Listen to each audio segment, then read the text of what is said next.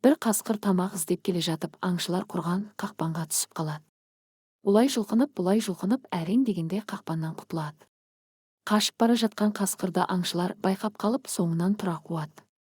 Қасқыр сасқалақтап жолда келе жатқан егіншіге жетіп, қайтсең де мені құтқар. Жақсылығыңды ешқашан ұмытпаспын. Мені қапқа салып жасыра тұр дейді. Қасқырдың мүшкіл халін көрген егінші оны қапқа салып арқалап жүре береді. Көп ұзамай аңшылар жетіп келеді. Қашып бара жатқан қасқырды көрмедің бе? Деп сұрайды олар.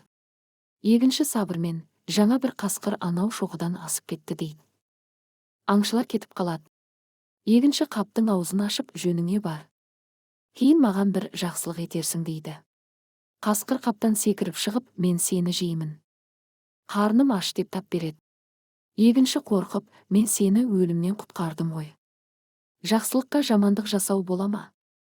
Біреуден төрелік сұрайық дейді. Осы кезде қастарынан түлкі өтеді. Түлкі қапқа үлкен қасқыр сыйды дегенге мен сенбеймін дейді. Қасқыр дәлелдеу үшін қапқа қайта кіреді. Түлкі сыбырлап, қаптың аузын байла дейді. Егінші қапты байлап құралымен ұра бастайды. Біраздан соң түлкі енді қапты аш дейді. Қасқыр қаптан атып шығып, алды артына қарамай қаша жөнеледі. Түлкі күліп, бұл көптен тапқан айлам еді дейді. Сөйтіп егінші түлкінің ақылының арқасында аман қалады.